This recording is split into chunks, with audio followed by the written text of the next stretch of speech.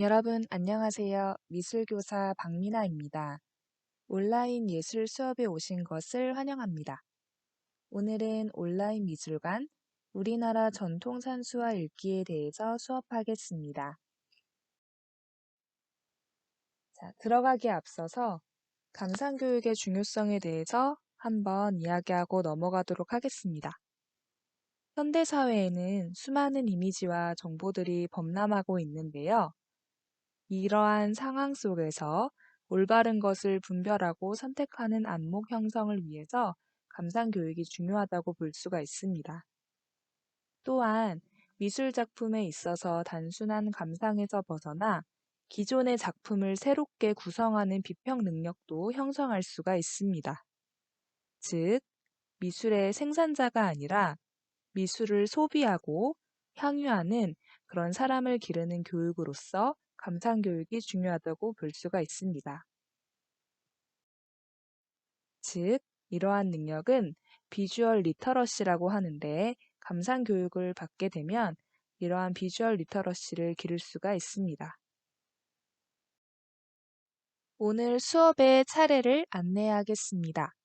먼저 오늘 수업을 통해 우리가 함께 이루어 나갈 학습 목표를 안내하고 우리나라 전통화의 특징에 대해 소개한 뒤 조선 초기의 산수화인 관념산수화와 조선 후기의 산수화인 진경산수화를 비교하면서 감상해 보겠습니다. 그리고 산수화를 표현하는 기법인 준법에 대해서 배워볼 거예요. 학습 목표입니다. 1. 전통 산수화에 대해 설명할 수 있다. 2. 관념산수화와 진경산수화의 차이를 말할 수 있다. 3. 다양한 전통 산수화에 대해 관심 갖는 태도를 기를 수 있다. 모두 다 열심히 수업에 참여해서 이 세 가지 목표를 이루도록 합시다. 우리나라 전통화는 모두 먹으로 그렸다는 특징을 가지고 있는데요. 수묵화는 먹으로만 그린 그림, 수묵 담채화는 채색보다는 먹 위주로 그려진 그림, 수묵 채색화는 채색 위주의 그림으로 먹으로는 그림의 윤곽을 나타낸 그림을 말합니다. 우리나라 전통 수묵화의 특징으로는 여백의 미와 우리 선조의 정신성이 깃들어 있다는 점도 말할 수 있는데요. 여기서 말하는 여백의 미는 서양의 그림과 다르게 바탕을 여백으로 둠으로써 오히려 그림 속에 무한한 공간감을 나타냈다는 점을 말하고요. 여기서 말하는 정신성이란 그림 속에 그려지는 대상의 본질까지도 화폭 안에 담으려 한 우리 선조들의 정신성을 말합니다. 자, 이제 조선시대의 산수화를 감상해 보도록 하겠습니다. 지금 보여지는 그림은 조선 초 안견의 몽유도원도라는 산수화입니다. 안견의 몽유도원도는 말 그대로 꿈속에서 거닐던 도원을 그렸다는 그림인데요. 안평대군이 꿈에서 본 도원 세계를 안견이 듣고 그 이야기를 토대로 그린 관념산수화입니다. 왼쪽 아래에서부터 오른쪽 위로 올라가면서 감상하는데요. 왼쪽 아래는 현실, 오른쪽 위는 복숭아 나무가 가득한 도원 세계를 나타내고 있습니다. 굉장히 웅장하고 확대지향적으로 공간을 표현하였습니다. 이 그림은 이렇게 네 가지의 구역으로 나뉘어서 감상할 수 있습니다. 먼저 왼쪽 하단에 절벽을 만나는 부분은 현실 세계를 나타낸 것입니다. 그리고 두 번째, 기암절벽의 골짜기 부분을 지나 세 번째, 높은 봉우리들과 시냇물, 폭포가 보이는 부분입니다. 그리고 마지막은 구름 안개 사이로 만발한 복숭아꽃과 빈 배가 뜬 강이 있는 마을인 무릉도원을 표현하였습니다. 여기서 특이한 점은 앞에 세 구역과 다르게 마지막 무릉도원이 있는 부분은 마치 하늘에서 이 무릉도원을 내려다본 것 같은 부감법으로 표현했다는 점입니다. 안평대군의 꿈을 듣고 그림을 그린 안견. 이러한 그림을 관념산수화라고 합니다. 말 그대로 관념 속에 있는, 상상 속에 있는 산수를 그림으로 그린 것이죠. 좀 더 자세히 관념산수화에 대해서 설명해 보겠습니다. 조선 초에 안견으로 대표되며 유행하던 산수화 양식이고, 실제 경치가 아닌 이상세계를 그린 산수화이며, 즉 머릿속에 있는 관념적인 풍경을 그렸다고 볼 수가 있습니다. 주로 중국 산수화를 많이 모방하였고, 우리나라 산수가 아닌 중국의 산수가 많이 그려졌습니다. 자, 이제 여러분, 선생님이 나눠준 감상 활동지를 보시면 1번, 설명만 보고 머릿속으로 상상해서 관념산수화를 그려보는 칸이 있습니다. 4가지의 칸이 있고요. 그 칸마다 아래에 설명이 되어 있죠.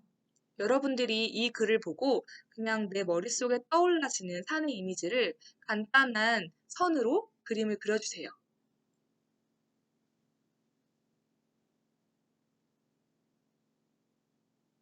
활동을 다 마쳤으면 다음 페이지로 넘어가 보겠습니다. 다음은 조선 후기의 산수화입니다. 조선 후기는 사회적인 배경으로 보았을 때 조금 경제적으로도 풍요로워지고 상공업이 발달하면서 백성들도 우리나라의 숨은 명소들을 직접 여행하며 그림으로 많이 그렸던 시기라고 합니다. 그래서 대표적인 화가로는 정선이 있고 정선의 인왕제색도라는 작품을 보여드리고 있습니다. 여름 소나기가 한 차례 내린 후 비에 젖은 인왕산 바위에 대한 작가의 인상을 담아 그린 진경산수화입니다. 웅장한 인왕산과 그 아래 간결히 묘사된 집이 대비되는 구조를 이루고 있고요. 그 가운데에 울창하고 빽빽하게 소나무도 표현되어 있네요. 비가 와서 젖은 인왕산 봉우리를 표현하기 위해서 진한 먹으로 강조된 걸 알 수 있습니다. 이 인왕제색도는 앞서 조선 초기에 안견이 그린 몽유도원도와 조금 다른 점이 있습니다. 바로 정선이 실제로 인왕산을 보고 그렸다는 그림이라는 점입니다. 이런 그림을 진경산수화라고 합니다. 잠깐, 실경산수화와 진경산수화, 이 둘의 차이를 알고 계시나요? 실경산수화는 우리나라 자연 경관과 명소를 소재로 그린 산수화로 실제 눈에 보이는 경치를 그린 산수화입니다. 반면에 진경산수화는 우리나라 자연 경관과 명소를 소재로 그린 것은 맞지만 눈에서 보이는 실경에서 나아가 산수 속의 참된 본질을 찾고 작가 본인이 느낀 인상, 감정, 사의를 담아 그린 산수화를 말합니다. 여러분의 이해를 돕기 위해서 한 가지 작품을 가져와 봤는데요. 옆에 보이는 그림은 정선이 북한 개성에 실제로 존재하고 있는 박연폭포를 보고 그린 진경산수화입니다. 시원하게 떨어지는 폭포의 흰 물줄기를 강조하기 위해서 양 옆에 있는 바위를 조금 진하고 또 단순하게 표현했습니다. 그리고 주변의 풍경들을 생략한 걸 볼 수가 있어요. 이렇듯 실제로 존재하는 우리나라의 산수 풍경의 본질을 찾아서 그림으로 표현하고 자신이 강조하고 싶은 점, 자신이 느꼈던 인상과 느낌을 강조해서 화폭에 담은 진경산수화의 대표작이라고 볼 수가 있습니다. 똑같은 인왕산을 그렸는데 이 인왕산은 강희언이라는 작가의 인왕산도입니다. 여기서도 이 강희언이라는 사람이 인왕산을 보고 그대로 묘사한 것이 아니라 자신의 사의를 담아 진경산수화로 표현한 것을 알 수가 있습니다. 바로 강세황이라는 사람이 써준 화평 때문인데요. 이 그림의 왼쪽 상단에 보면 강세황의 화평이 써 있는데 이 내용을 읽어드리겠습니다. 실경을 사생할 때는 항상 지도처럼 될까 염려하는데 이 그림은 표현이 진실하여 거짓이 없어 보이며 화가의 제법을 잃지 않았다. 이 말은 즉 실경을 그대로 묘사하는 것은 지도를 그리듯이 아무런 감정도 담지 않고 정말 보이는 그대로 묘사를 하는 것을 실경산수화라고 할 수가 있지만 강희연의 인왕산도는 이 실경산수화에서 한 차원 더 나아가 진실함이 엿보이는 그런 그림, 또 화가로서 자신의 그런 사회적인 표현을 잃지 않은 그런 진경산수화다라는 의미로 해석할 수 있겠습니다. 이런 전통산수화를 표현하는 기법으로는 준법이라는 것이 있습니다. 준법은 산수화에서 산이나 바위, 돌 등의 명암과 질감을 나타내는 표현 기법인데요. 점준, 선준, 면준으로 크게 구분할 수 있습니다. 점주는 여기 보이는 그림처럼 점을 찍어서 점의 형태로 산수를 표현하는 기법이고요. 점을 세로로 찍을 수도 있고 가로로 찍을 수도 있고 쌀알 모양의 점으로 표현하기도 합니다.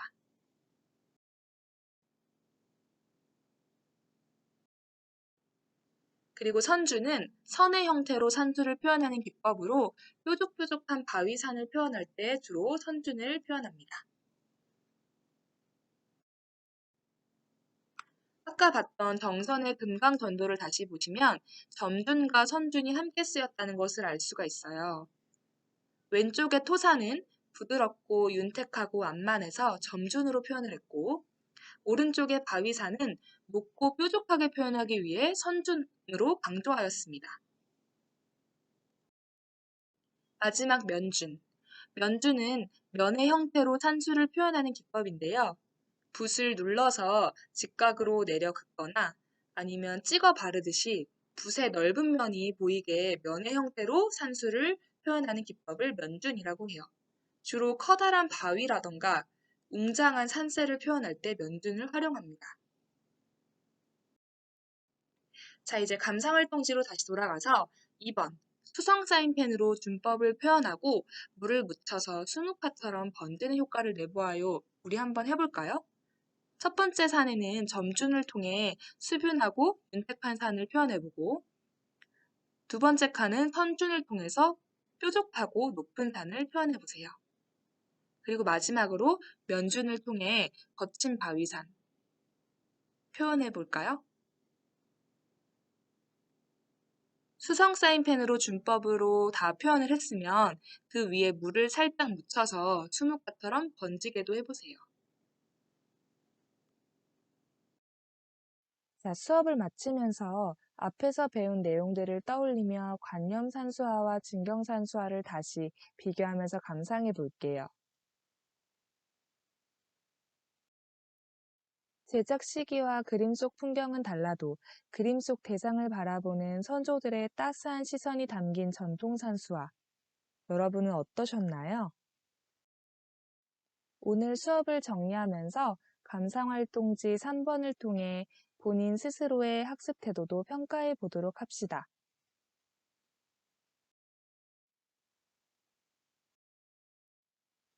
오늘의 온라인 중등 예술 수업 여기까지입니다. 모두 수고하셨습니다. 감사합니다.